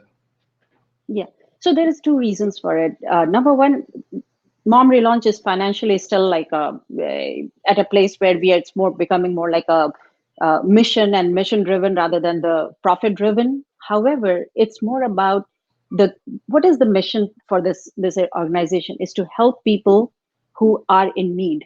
Okay, the need was at a point when this pandemic has not happened. There was a need. There was a soft side of mind that's like, oh, moms are not getting. But right now, when there are people who are actually single member who are earning their livelihood as a single person and they get laid off, I just feel like that person's need is much higher than somebody who was at a comfort zone at that point, because the reason a woman is taking a break sometimes is that financially there's not a whole lot of pressure on her. There is somebody else who's earning too. But the person who has lost the job, who was a single person earner, why can't we extend that support to them? So that was the most important reason. Is like when you see many people losing their job, it's just can't sit back and relax and let's just work with others who need it more. So that's I mean, again, I think I'm becoming a bit emotional, but it is an emotional time to help people. So that's the main reason here. Yeah, it's as John was saying in this previous presentation, this situation we're in right now is unprecedented, you know, and hopefully we won't have to go through it again in 10 years. But another question is, you said that you seem to be in favor of job boards being paid by employers based on the productivity of the employee. Do you feel that employers have the ability and the willingness to properly attribute their sources of hire well enough to accurately know what their sources of hire are? So if I understand this question correctly, is it saying that the job board's payment should be depend on the productivity of the employee? Is that what the question is? Yeah, I guess the first part, it said, you know, you seem to be in favor of job boards being paid by the employer based on the productivity of the employee. So basically, if the employee's highly productive, then the job boards get paid more or they get paid something. And I guess the real question is, do employers actually have the ability to figure that out and figure out where the sources of hire came from? So so I think that in fact, Jeff, you have answered this question before I can answer that, because if you put a data around saying that productivity of the employee is going to drive the payment for the job board, unfortunately, I personally don't think a lot of employees don't even know how to measure the productivity of an employee. So it's a data that you're giving. Job boards are going to go and expose themselves and say, do this, and they give a little bit of more control to the employer. They'll say, oh, it's not productive, and they don't even know how to measure that. I don't think it's a good idea, but it's obviously up to the job board and the employers to go back and look into it. Yeah, in my experience working with employers, they're doing pretty well to even define what they want the employee to do a lot of times. So, that would be the next one. Another question that I had was, what's the biggest hurdle that you've seen moms faced when they were getting back into the workforce, and how did you help them overcome it? Lack of confidence. That's Lack the of biggest confidence. hurdle. They don't lack anything other than confidence. And the way we have overcome that is by bringing that peer support, the network, then the ecosystem that we are bringing in. I remember so many occasions that people come into our program, moms come into our program, they say, oh, I've not done anything. And then we start digging into it. Oh, I've been managing this, I've been doing this. And one of the stories that I always tell is, there was a mom who came, was like, I have not done anything for 10 years, but I was managing the books and accounting for almost 10, 20 hours a week for almost 5, 6 small companies. I was like, okay, and now you're saying you're not doing anything. So the lack of confidence is the biggest hurdle, and it's easy to get over it as long as we know how to talk it through, give them the confidence, show them that they can do that. Okay. So you actually work through rebuilding the confidence with the candidates. Absolutely. Yeah. That's absolutely needed. The first skill to be built is the confidence. So one last question, and then we'll have to wrap it up. You talked about driving up the awareness of unconscious bias. What are some of the techniques that you've used in terms of doing this with employers? So one of the things that we started looking into this session is, of course, we brought in a excellent speaker who came and did a small workshop of like, hey, just close your eyes and do this and see who, when you're going on a flight, who is the person that you're imagining. So the first step to do is to bring them the awareness. And we were shocked at how, when we started going through these techniques of just imagining yourself, what would you do in a situation, and who is the person that comes into your mind? Is the pilot a male or a female? Is the pilot something like that? It's like there's so much deep-rooted stuff that comes out of it, and it's true for all of us. No matter which ethnicity you are, you have your own ethnicity, your own culture, and everything. So as of now, what we have done is we are bringing that workshops together for the employers, as well as bringing in that as part of the training and education to make them aware of it. So as of now, 3 A's is what we go with: awareness, address, and action. And we give them, what can you do? How can you address those things? And what would you do in that situation? Yeah, this reminds me a little bit of a situation. I have a 97-year-old mother-in-law, and she has reverse bias. Usually, people are biased against old people, but when she goes to the doctor, she doesn't trust the doctor because he's under 40. So, I guess it cuts both ways. So, well, listen, Reena, I really want to thank you. There was lots of response going back and forth in the chat, and lots of good questions. I'm so glad you're able to make it here. And, I hope you can stay around and see some of the other presentations that we have as we go along. So, I'm going to bring back, thanks a lot. And I'm going to bring back Louise. I'll bring back Louise, and she's going to introduce our next speaker, who is going to be talking about one of the ongoing themes that we seem to have here, which is COVID-19, the pandemic. Imagine that. So take it away, Louise. Funny that. I love that, because I thought it was a really interesting session by Reena there, and I can agree. Have been a working mum myself, and taking a year out after having a baby, it's a big step coming back. So it's great work that she's doing. So, right, our last session of the day. So I'm delighted to have our next 2 speakers with us. So as Jeff mentioned, we're talking about the impact of COVID-19 on blue collar job seekers and what happens next. So we've got two speakers joining us, both based in the UK. So we've got Mikhil. Hi, Mikhil. Hi, Liz.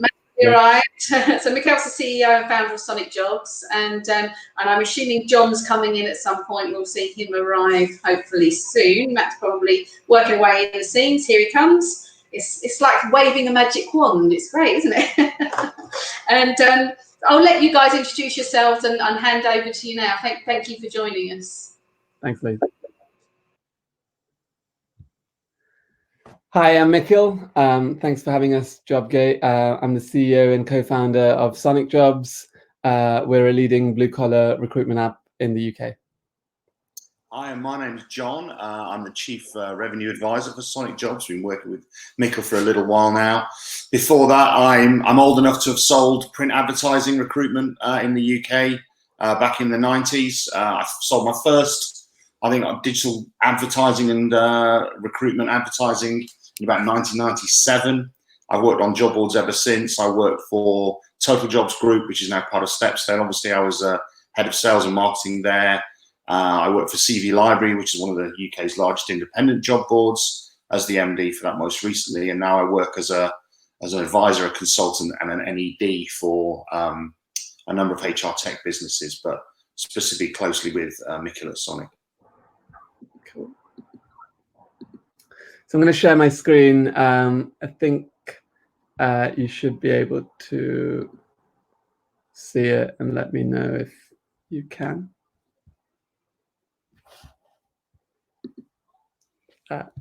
So maybe just give me a shout if you can see it. Go on to full screen there, Mikhil. Yeah, okay. So, we thought this presentation was important in the context of COVID and in the context of where we are. Generally, COVID and when it comes to the labor market, it tends to be around white collar work, working from home, and then also employers and what's happened to hiring. The aim of this really, and the aim of our survey investigation overall, was to understand what's happening to the most vulnerable part of the economy that's been unemployed, the economy that's been furloughed in the UK, and what that means then for the next steps. What does that mean for the recovery? So that's really the thesis of what we're going to talk about, and really try and measure their impact.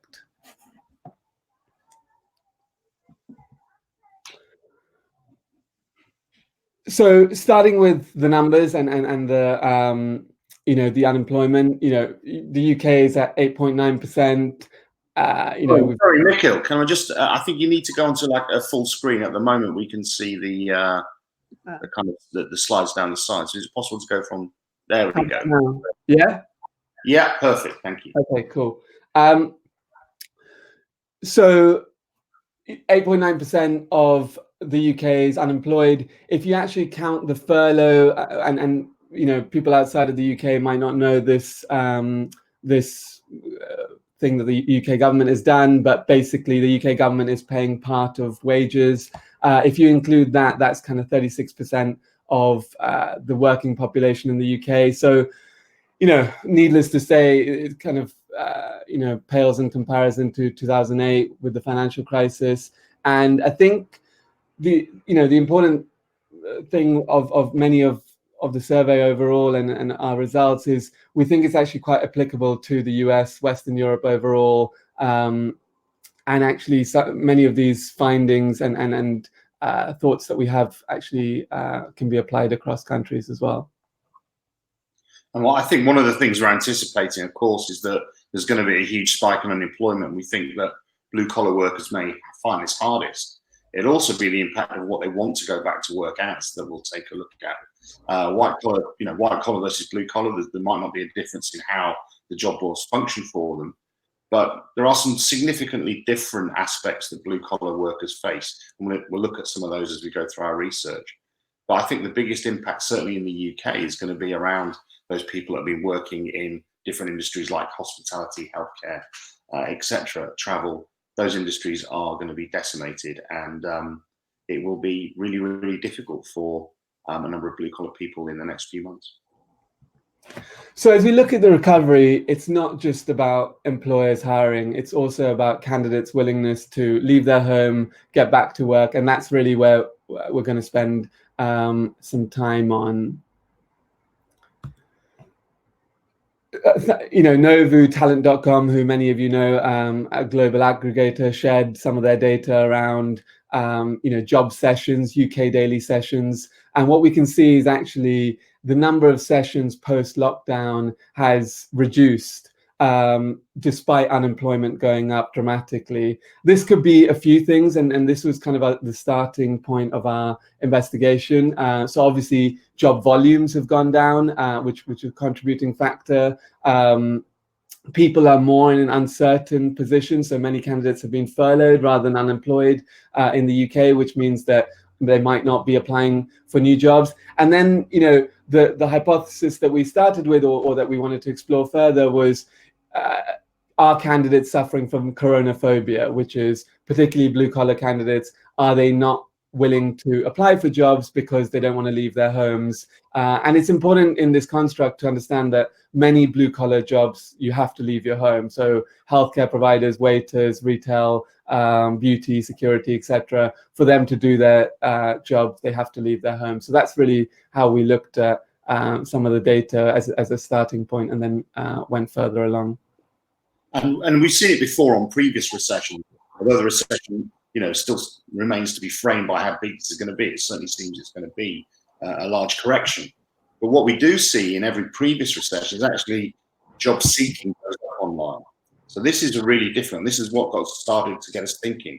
Why is it that job seeking has gone down online? It can't just be that people are looking to hold off because of furlough, because there's a natural amount of churn anyway. So what is it that's stopping people looking for jobs, even searching for jobs?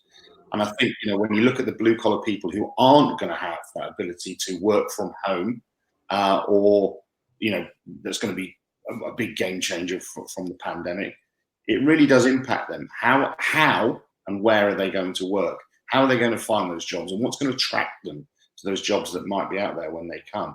So at the moment, they're not even really looking. So we did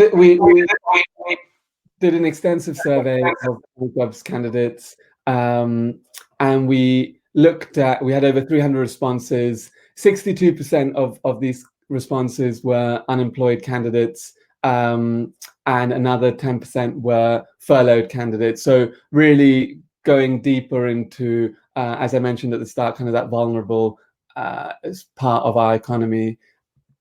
And really this is across segments, so spread across blue collar, retail, waiting, cleaners, driver, warehouse, and across age groups. So really a cross section of industries and age groups, but really focusing in on that unemployed segment of the market. And the key concerns, and we'll run through kind of the responses, the key concerns, as you might expect, and it's quite intuitive, but you know, we start to measure out what they are exactly. So public transport not protecting employees, companies not protecting employees, and getting sick and spreading the virus. And these were, you know, 1/3 each coming through as the responses, which was a good starting point for us and to go deeper further. And also, it didn't really surprise us at this stage. We're very aware that people will be worried about going on public transport in large conurbations. We're very aware that companies, you know, people might not feel protected in the workplace. And actually, one of the interesting things that came out the other day in the UK was actually people in the UK trust their companies more on safety advice than they trust the government. Probably a poor reflection on our government more than anything else. But it's really, really important that the companies do state how they're going to keep their people safe, do state what the working conditions are going to be like, not just now, but to use the word of the day, for the hysteresis that follows, because people will remember it. And where are they going to feel safest? Which warehouse will be best? Which shopping centre will be best? Which office block will be best? Those things will be there. Yeah, absolutely. Yeah, absolutely. And one of the questions, the next question we kind of asked was, okay, how safe do you feel leaving your home to go to work?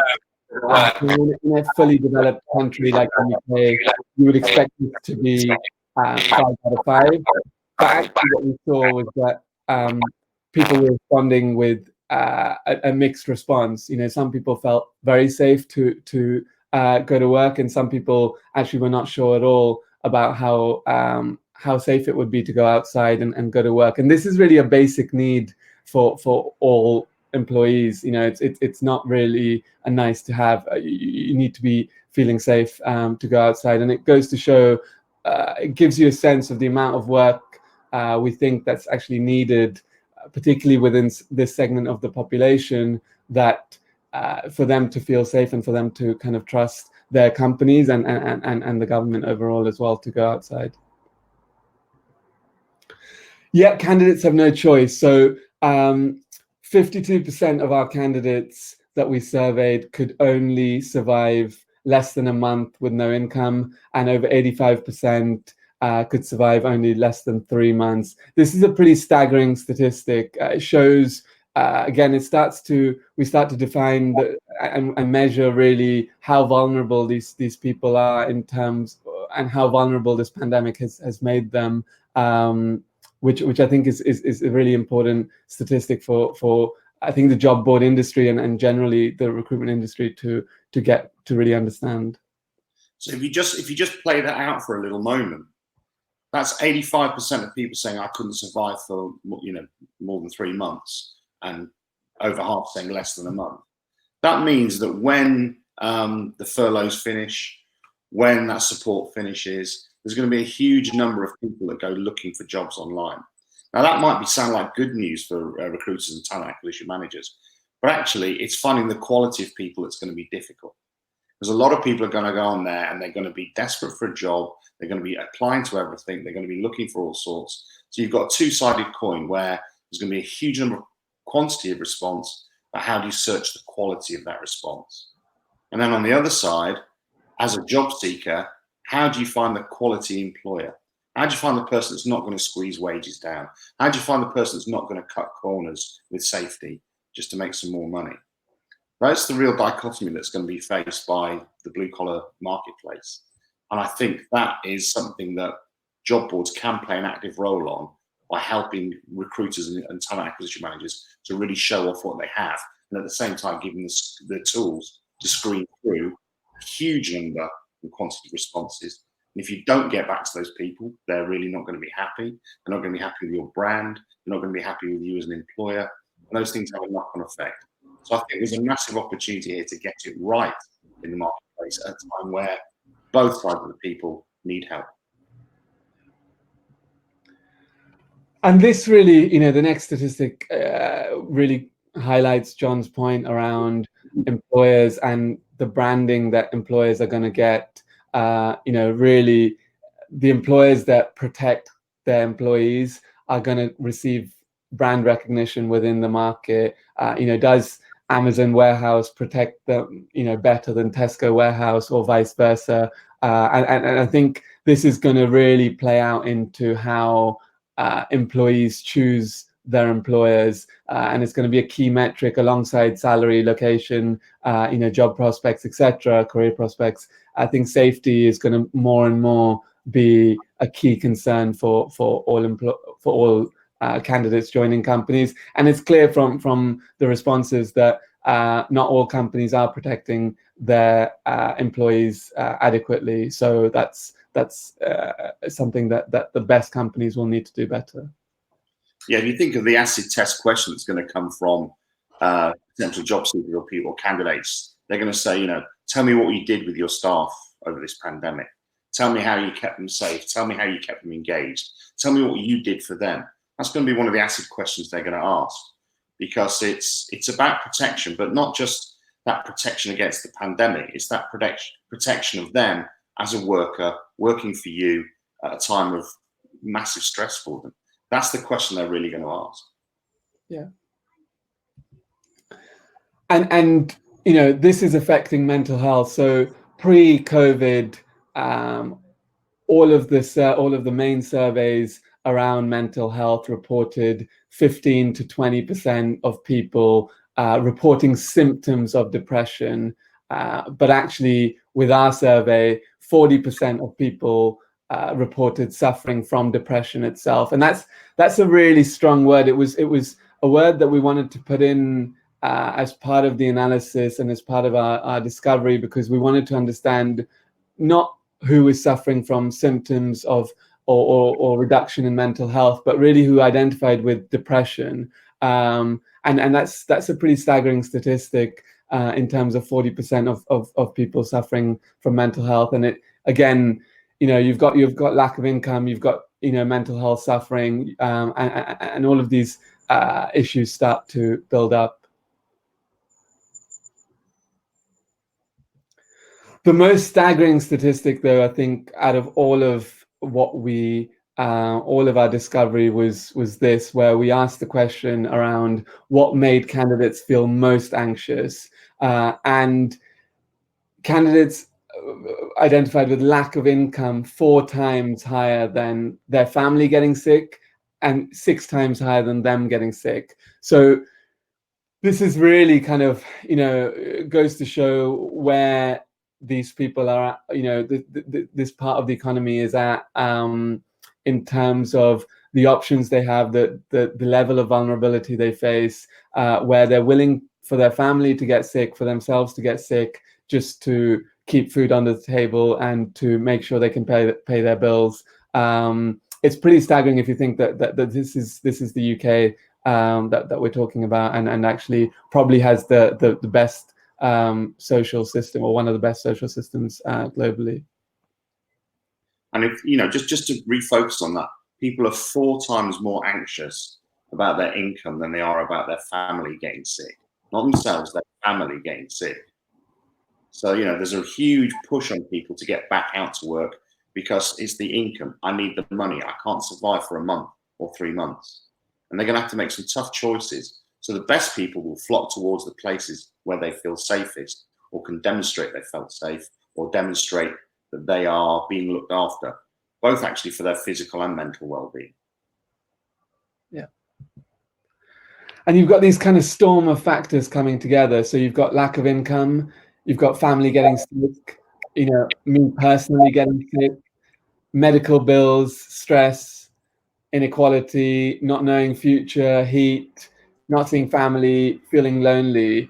And all of these things are now building up for the candidate and for this segment. And if you start, I think that's a really vivid picture that paints, because it means that this segment needs support, and it needs a recovery, and it needs us to all come together. But I think I think that paints a really interesting picture as we start to look at that and measure that. And I think it's that support and help and care it does need, because these are some of the people that are the most anxious, that are the most under threat with their incomes. And if you put those things together with a long hot summer, you can really look forward to some massive amounts of civil unrest and some massive amounts of discontent with governments and with employers and those things. And it wouldn't take much for this to be quite a big social problem. But it can be addressed if people really look at it and say, well, where are the jobs? Advertise them clearly. Advertise how companies can look after them. Because if companies don't, and we don't help them do that, then there will be a hangover from the effects of the pandemic long after it's cleared out. And I think that's one of the things we should address now. So, yes, be kind to people. Yes, do all those things. But as a industry, we should be telling recruiters, and we should be helping recruiters and using tools for recruiters that show how they can ably demonstrate that they are going to look after their staff, both physically, both mentally and financially. And that's really, really important right now. And that's one of the points that, as we looked at this data, John and I, we started to think about, okay, what does the recovery look like? Okay, so you've got this data, you've got, a huge segment of the population that's vulnerable, that needs income. What does it need then to restart?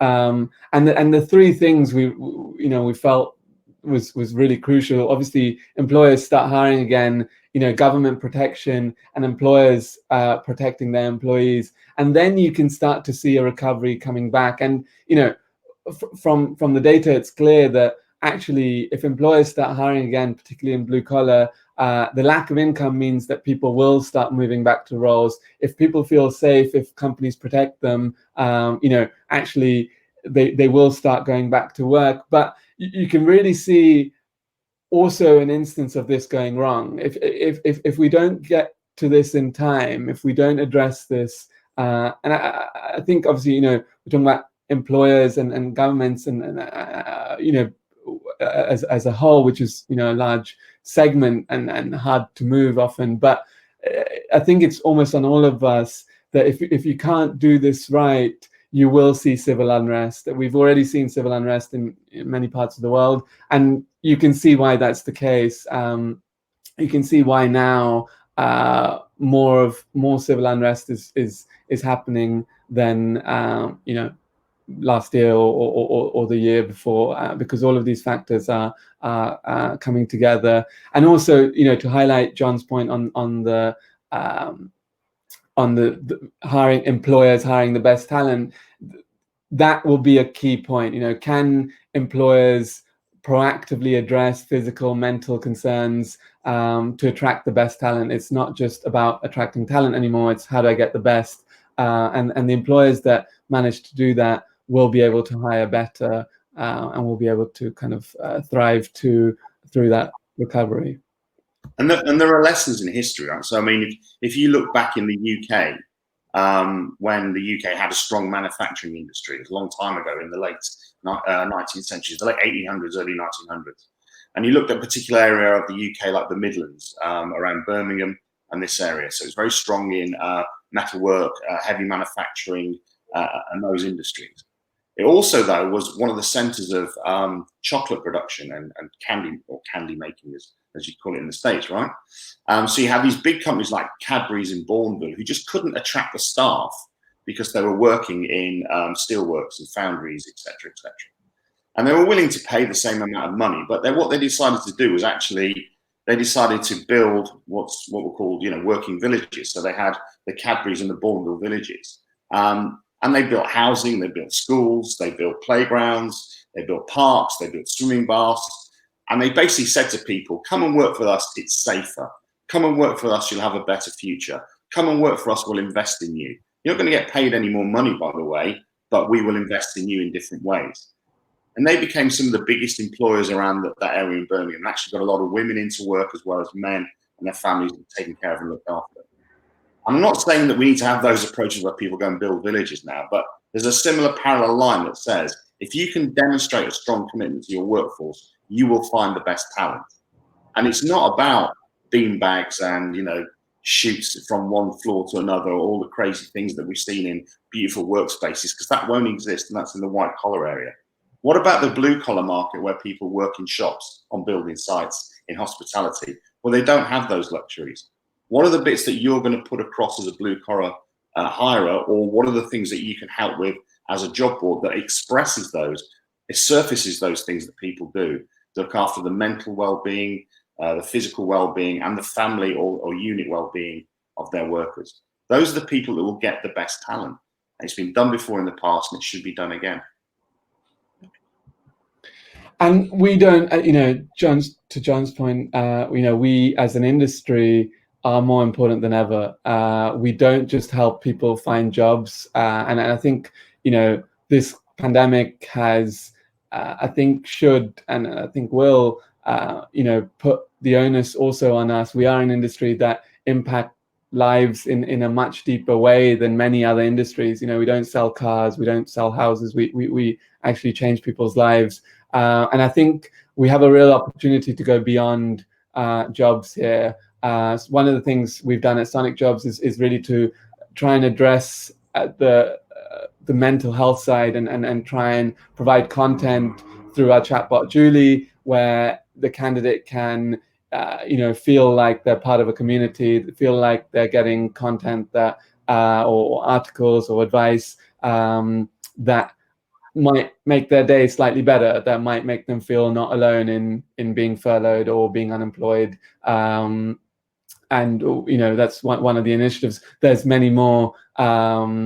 You know, we've also tried to you know, reskill. So what are the areas where, if you're a waiter, you might be able to apply to healthcare positions, or which are the jobs that actually you don't need any experience for, that maybe you might be able to take on if you're, you know, if you're working in a shop, and which, you know, no longer operates during COVID. So I think you know, we've tried to do a few things around that. I don't think that in no way is you know, the extent of what we as an industry can do. I think we can do a lot more. And some of the ideas we had around that was, obviously mental health support, advice on financial schemes, tips, knowledge on how to protect themselves, saving money guidance.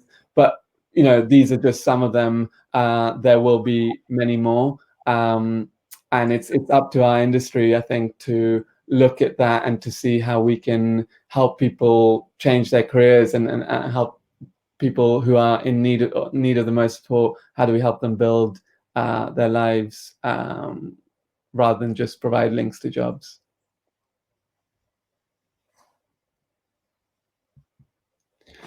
So, some of the call to actions, for all of us as an industry really is, can we have physical, mental support as job descriptions? Can we impact people's careers? Can we improve the candidate experience? Can we, SonicJobs, we've worked very hard to stop redirections, to improve legacy ATS flows, to not get candidates going across, because it's the segment of the industry that finds it most hard to apply for jobs anyway, that need to apply for jobs now. So redirections, legacy ATSs, they have the most impact on blue-collar candidates that struggle to find a job in any case. And now more than ever, they're facing a struggle. So really some of the questions that John and I thought about, and I think as an industry as a whole, I think we should be thinking about.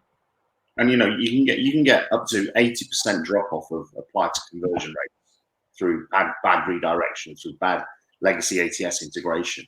And it's shocking. It's one of the dirty secrets of the industry, right? That nobody's really addressed it or has the compunction to kind of go after it. And I find it astounding, having worked for major job boards, that it still happens, right?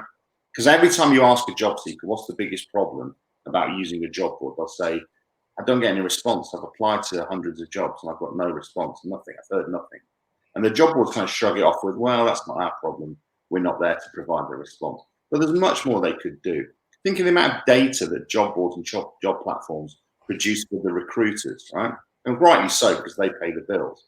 But they hold tons of data on candidates that they never use en masse to sort of educate candidates, or they never use personally to give that particular candidate feedback on their resume or their applications or their career or whatever. It just doesn't happen. It's a big black hole of, look, just apply for some more jobs and we'll send you some more jobs by email, and that's as good as we get. It's just not good enough, and I think it really needs to be addressed.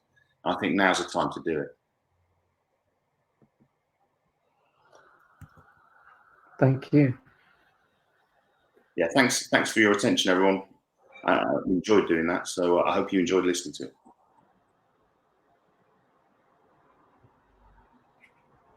I couldn't see any questions along there, so there were a couple of questions, Mikhil. Let me just. Sorry, that's I'm me. not sure if Me to come back. hello. Hi there, thank you guys. It was really fascinating stats actually. I've got loads and loads of notes, and there were actually quite a few questions along the way. I'm aware of time and I don't want to run over too much. So everybody who has asked a question, if we don't get to it now, we will pose them to John and Mikhil after the session, and I'm sure they'll be happy to respond because there are quite a few. The most interesting one, there's two things really that I wanted to ask. One was, John, you talked about quality, and I've had a lot of discussion about this in the last couple of weeks. If there's lots of candidates out there and not many jobs, the candidates should just go on and start applying for everything. You know, historically, people used to have baskets where you could chuck all the jobs in a basket and apply for everything all at once. It's horrible. It's awful for the employer, and yeah. So, do you see anybody now starting to address that, trying to come up with something that provides a quality response? Because the candidates have a bad experience, they're applying for the wrong things, and the employers get inundated with a load of rubbish in their eyes. Do you see anything happening?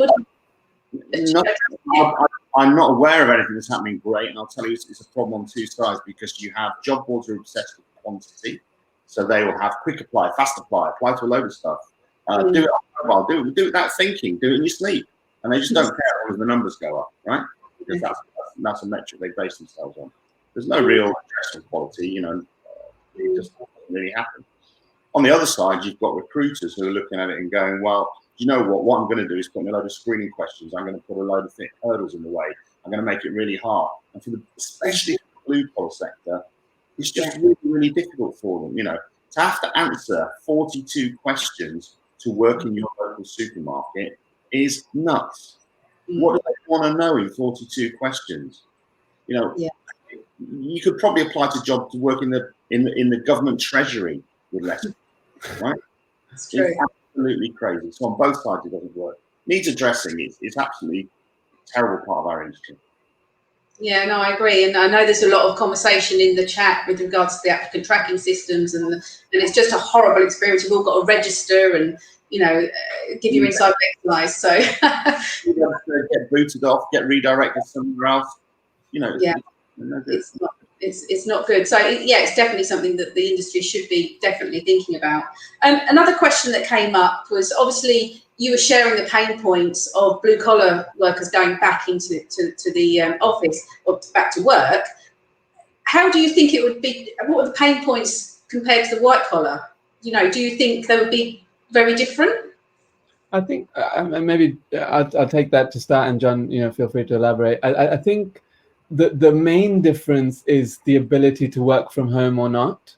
So I think, well, actually, I would say two things. One is the ability to work from home or not, and the real need for income. So I think when you start to see, okay, I have to leave my home, and then I really need money. You know, it's not. I think if you're, you know, a developer and you're, you know, got laid off, yeah, okay, you know, you need a job. There might be a gap on your CV. That doesn't stop you from putting food on the table. So I think once you start to kind of build it up, I have to leave my home. I can't see my family. My family might get sick, and you know, it's also kind of an unwritten thing with blue collar, but you've got ethnicities that are more likely to get sick, right? So you've got the BAME audience that's more likely to get sick. You've got medical bills that are kind of, you know, more of a pressure on people. So I think the main difference is that the pressures are not building up as much with white collar, which is why I mean, I'm truly passionate about blue collar, which is why I can talk for this for hours. But I think those are kind of the key differences. Yeah, no, we'd be lovely to chat to you for hours. We are really. Sorry, Lou, just what I would add to Mikhil said as well. One other thing is, blue collar people find it they're the people that struggle the most with online recruitment. They don't have ready-made CVs. They don't have CVs that are going to get to ATS systems. They don't have those things, so they need the help to do that. And employers to realise that they're trying to recruit shop floor staff in the same way as they recruit IT staff. No. Yeah, no, I agree. It's really interesting. Thank you so much, both of you, for sharing the information. It really was very, very interesting. And if you, it'd be great to have some US stats as well. I don't know whether you're looking at the US market as well, but I think it'll be interesting to see how it compared. But thank you both for your time, and we appreciate you getting involved. And like I say, we will forward the questions on that we haven't been able to get to today. Thank you very much. Okay. Right, well, I think we're done. I don't know if Jeff's joining me again at the end here just to say farewell to everybody, but a massive thank you to everybody, to all of our speakers. I'm breathing a sigh of relief because it all worked. Jeff, I think we're kind of, thankfully, technically we're okay today. And I know some of you made comments about that you're enjoying that it's a live session and you can participate. So it always is a risk doing it with these things, but we're pleased that it went without a hitch today. We have two more days to deliver more content to you. So we're here again the same time tomorrow. Jeff, anything else that you wanted to share before we wrap up? I am just really glad that everyone was able to make it. The speakers had, I just thought, phenomenal content today. It was really interesting. And I just made a comment that there's a real crossover between the needs of moms that are coming back to work and the blue collar folks. I mean, there are a lot of the things that they're going to struggle with are very similar, dealing with ATSs, dealing with hiring practices and confidence and whatnot. I also want to encourage everyone to come back tomorrow. Tomorrow we have sessions on bias and AI, which everyone should be concerned with because it's coming in. We're going to have some stuff on chatbots, and then we're going to have something on geofencing, which is something you normally don't hear about. So I would encourage everyone to come back. Yeah, that's great. So we look forward to seeing you tomorrow. We have got live events running the end of this year. Hopefully, I'm keeping everything crossed that hopefully by November we can get everybody back in the room in Europe. And then, as I mentioned before, our San Diego event will run in April. So if you don't get a chance to get back to join us tomorrow or Thursday, then please do keep in touch with us as we start organising the next two events. So thank you all for joining us, and we'll see you tomorrow. Thank you.